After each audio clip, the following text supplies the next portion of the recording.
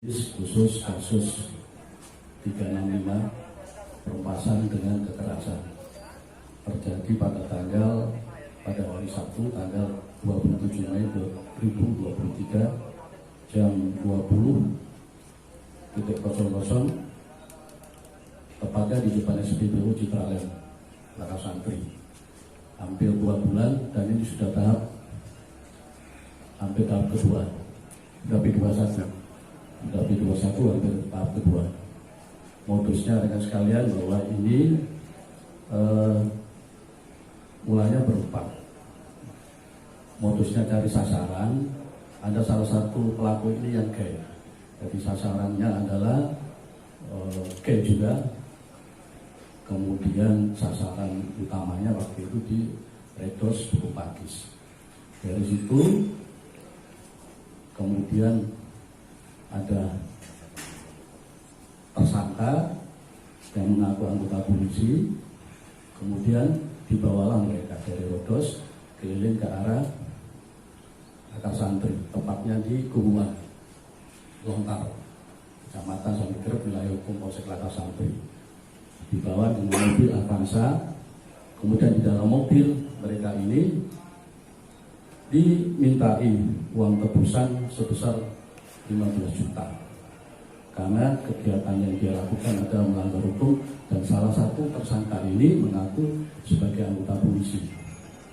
Transaksi tidak berhasil sehingga korban ini loncat dari kendaraan sekaligus teriak kepada masyarakat di sekitarnya, maling, sampai akhirnya ketakutan dari beberapa pelaku itu dikejarlah lewat Lontar sampai PTC, UNESA, persis di TKP akhir di SPBU Citraland.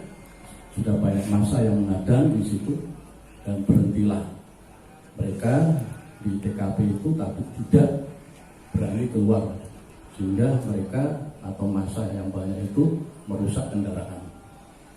Sampai akhirnya polisi datang dan dibawa ke Polsek Laka Santri untuk diinterogasi, didalami, dan terbukti mereka ini bertiga melakukan tindak pidana pemerasan dengan kekerasan. Ada salah satunya sajam yang saya dapatkan di mobil, kemudian yang lainnya HP korban dan tas yang dibawa oleh salah satu tersangka. Sampai dengan saat ini sudah P21 tinggal tahap kedua. Saya kira ini yang saya sampaikan kepada rekan. Silakan kalau ada pertanyaan lain. Apa ketiganya ini residivisnya? Ada satu yang residivis, tapi kasusnya kasus narkoba. Kemudian ada salah satu tersangka yang LP-nya muncul di TKP lain di wilayah Polsek Wonokromo, kasus 378. Itu soal apa, Dan? 378 kasus soal penipuan penggelapan handphone. Dan apakah benar di saat berlari, saat mengemudikan mobil sempat melakukan penabrakan terhadap warga di sepanjang jalan sehingga videonya sampai viral?